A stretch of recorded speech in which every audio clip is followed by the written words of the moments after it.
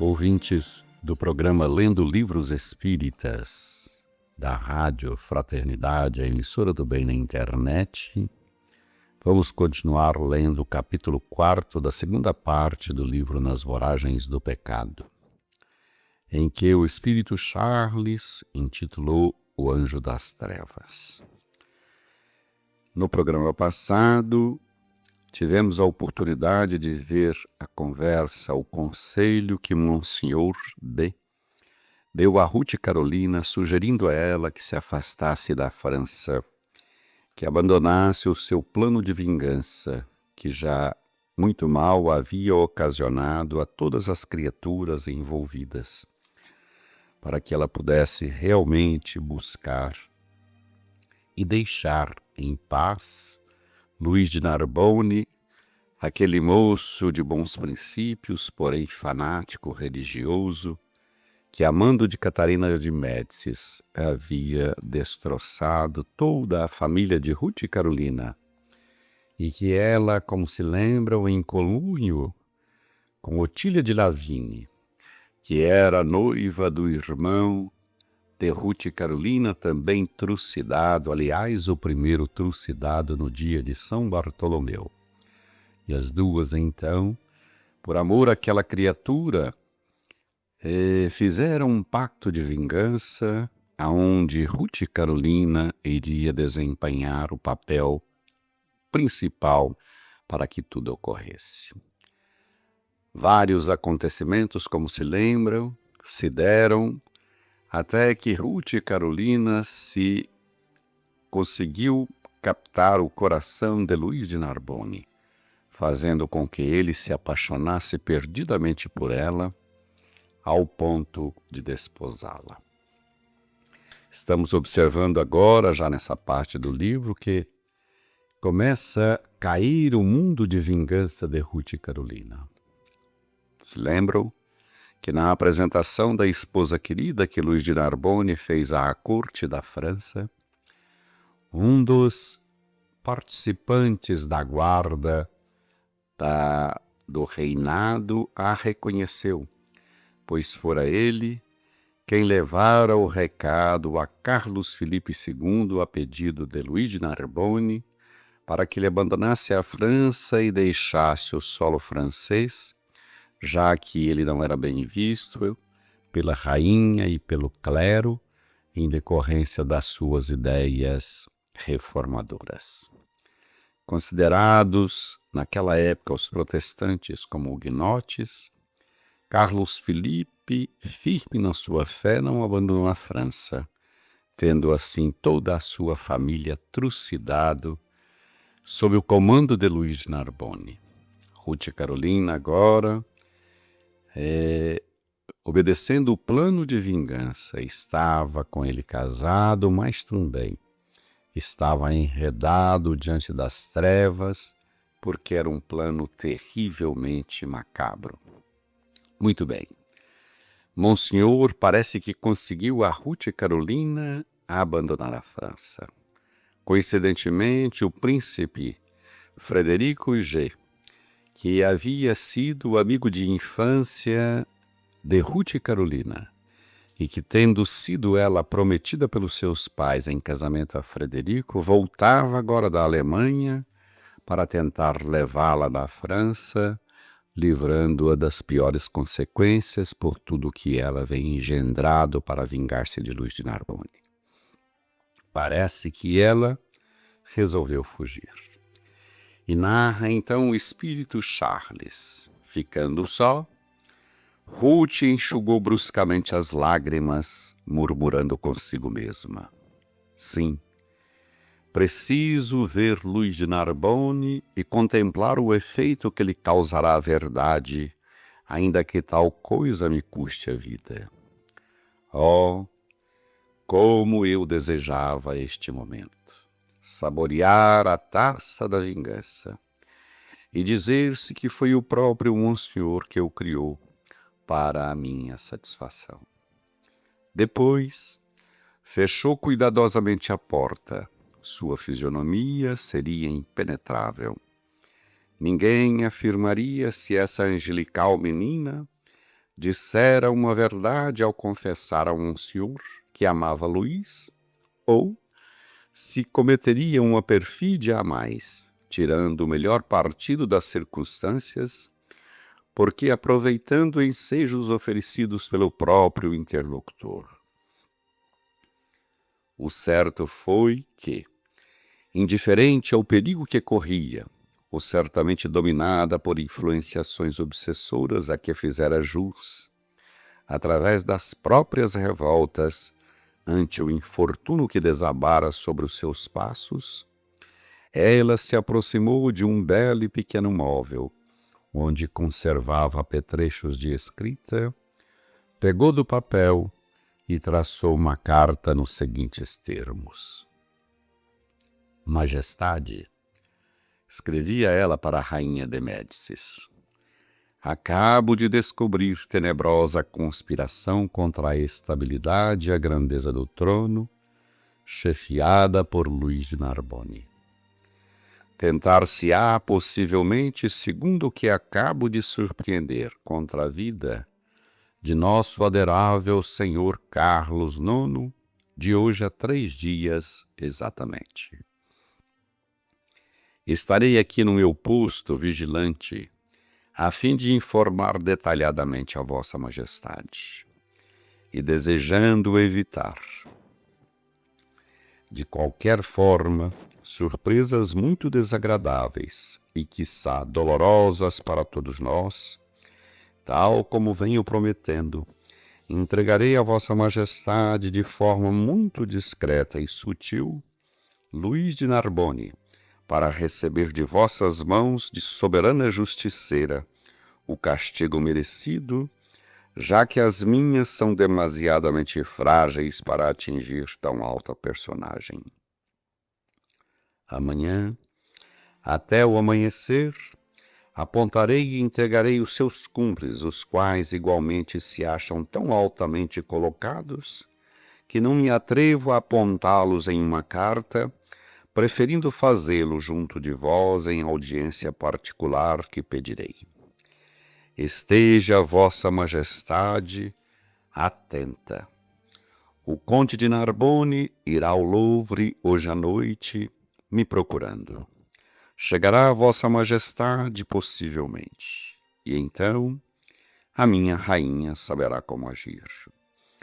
Use vossa majestade como senha para este caso o meu nome, Condessa de Narbonne, e substitua a guarda real pela dos serviços secretos, a fim de que o acontecimento não transpire com facilidade. Esse artificioso noticiário agradará a megera governante que nele acreditará, porque convirá aos seus planos pessoais dar-lhe crédito. Ou fará que nele acredita, a fim de contentar a consciência pusilânime.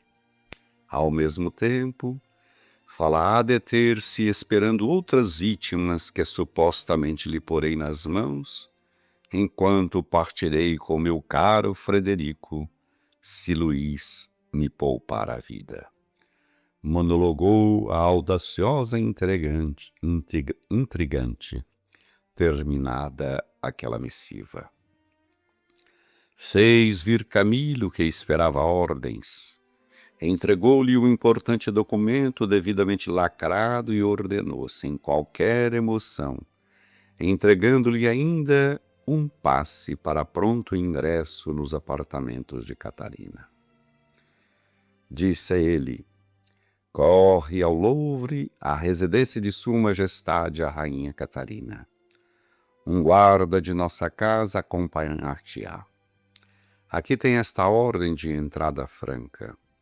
Dirás à camareira que se trata de um recado urgente da parte da Condessa de Narbonne, e quaisquer obstáculos desaparecerão, pois estarás acompanhado de um guarda da casa de Narbonne para maior garantia. A rainha te receberá imediatamente, quando a camareira particular pronunciar o meu nome, pois, em nosso código especial, meu e dela, O nome Condessa de Narbonne valerá por um alarme. Diante da rainha, descobre a cabeça. Ajoelha-te, depondo a mão direita sobre o coração, como devido é aos da casa de Narbonne. Pronunciarás estas palavras confirmando, ou seja, a confirmação do nosso código particular, pelas quais ela reconhecerá que realmente vais de minha parte. Amor e vingança. Esta é a senha. Entrega-lhe esta carta. A camareira te fará sair para os corredores. Não esperes por mais nada. Não dirijas a palavra a quem quer que seja. Esta missão é perigosa e eu somente em ti confio para desempenhá-la. Voltarás naturalmente, indiferentemente, e ninguém te dará atenção. Não retornes, no entanto, a este palácio. Procura o príncipe Frederico e diz-lhe de minha parte: se mademoiselle não partir com vossa alteza dentro de 12 horas ou mais tardar, é que terá deixado de existir ou foi encerrada na Bastilha. Que esteja vigilante aqui pelas imediações. Camilo, diante da ordem, saiu vibrátil e confiante, com entusiasmo da adolescência que se vê enleada numa grande arriscada aventura. Ruth Carolina, então, se recompôs, apurando o tarle e o vestuário. Perfumou-se e, ornando-se de rosas, tomou da harpa e se dirigiu novamente ao gabinete de trabalho do marido, certa de que poderia contornar a situação, pois não só confiava no sentimento apaixonado de Luís, como sentia curiosidade reprimível de revê-lo após a conversação anunciada por Monsieur de B. Entrando no gabinete, cuja porta um criado abrira cortesmente, ela notificou palidez significativa no semblante de Luís, suas feições transtornadas, suas mãos trêmulas, sustendo a custo um papel. Do outro lado, da rica secretária, postava-se Monsieur de B, sério e grave, tendo ao lado um oficial da casa de Guise, cujas feições duras causariam impressão a qualquer outra mulher não preparada para os acontecimentos. Era Reginaldo de Trulles, a quem Monsieur de B rogara o acompanhasse à presença de seu pupilo, a fim de testemunhar a verdadeira identidade da mulher a quem Luís desposara e que aguardara na portaria do palácio o chamamento em ocasião oportuna. Ruth reconheceu-o imediatamente, sentindo com firmeza a gravidade do momento, sem trair, porém, qualquer impressão desagradável. A jovem renana sorriu aos 3 homens com o mais formoso e doce sorriso que poderia aflorar em seus lábios, e esperou, enquanto bradava nas profundezas do pensamento vigorosamente fixado no alvo que desejaria atingir. Vem a mim, Otília, vem a mim. Chegou o supremo momento. Tu disseste que eu venceria. Estamos à frente dos algozes do nosso desditado Carlos. Naquele instante, então, Ruth Carolina estava mais uma vez convidando o espírito de Otília de Lavigne, a quem ela havia compactuado este trato terrível de vingança.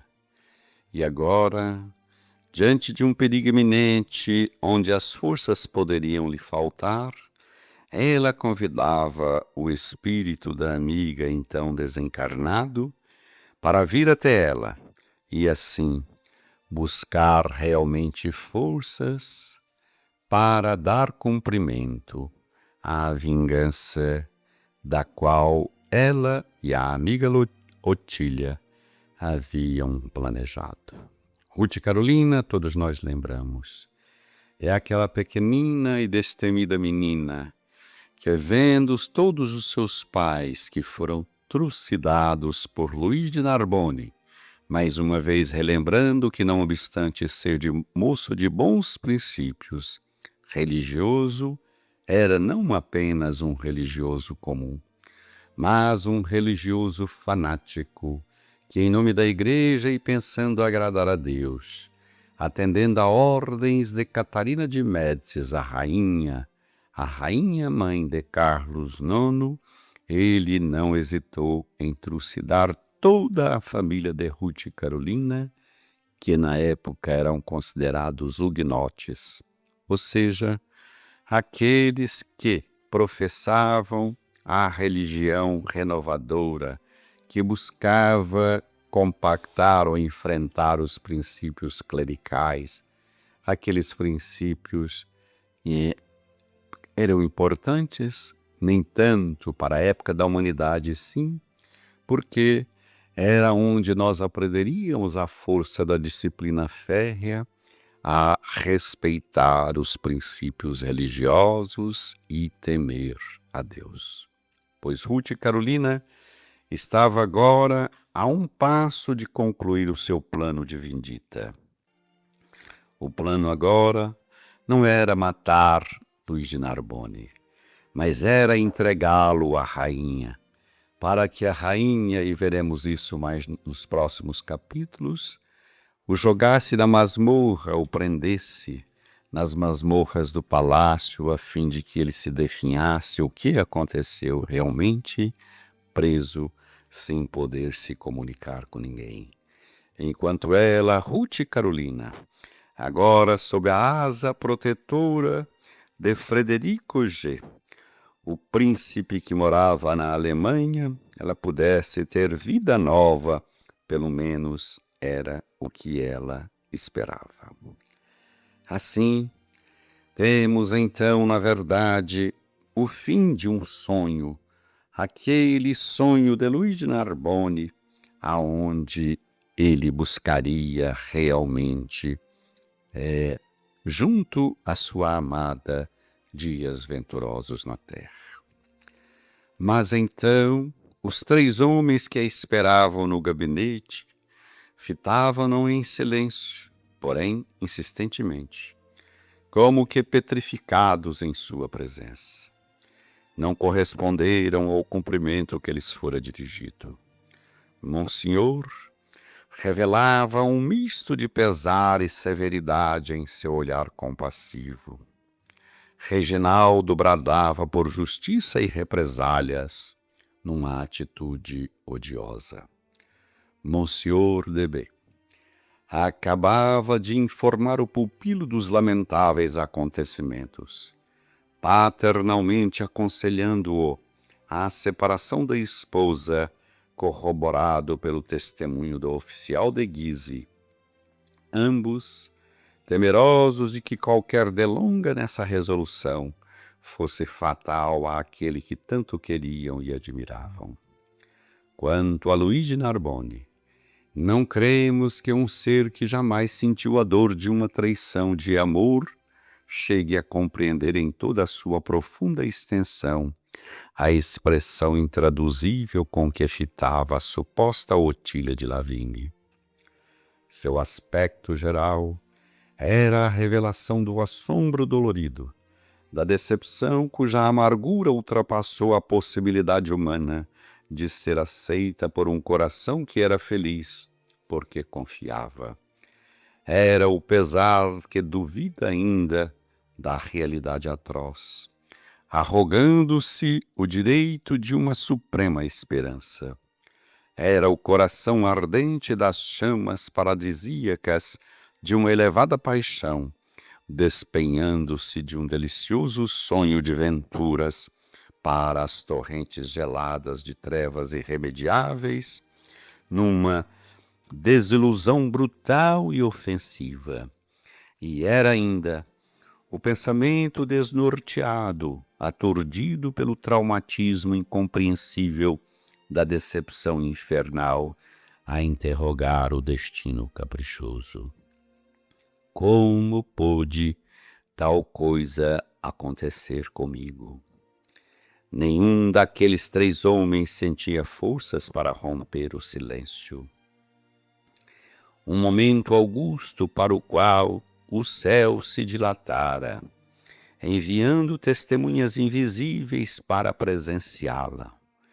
Pesava então sobre o ambiente luxuoso e outrora sereno, mas para onde a desdita entrara dias antes, na pessoa de uma formosa virgem que se dera em matrimônio simulado a um varão que nela confiava e todas as magnificências esperava do destino.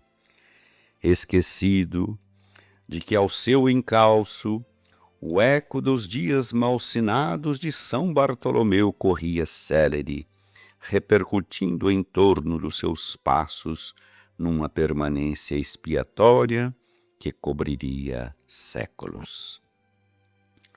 Ruth Carolina, que se havia sentado, levantou-se alguns instantes depois, afetando só então haver notificado a atitude insólita das 3 personalidades, ou dos 3 personagens. Conservava-se de pé sobre o estrado em que se assentava a rica poltrona de mogno. E é exatamente nesta posição, pensativa e diante de 3 homens que descobriram toda a sua farsa, que vamos encerrando a narrativa do capítulo 4 da 2ª parte, prometendo para o próximo programa, obviamente, a leitura do 5º capítulo. Que Jesus nos abençoe, nos dê sempre a sua paz.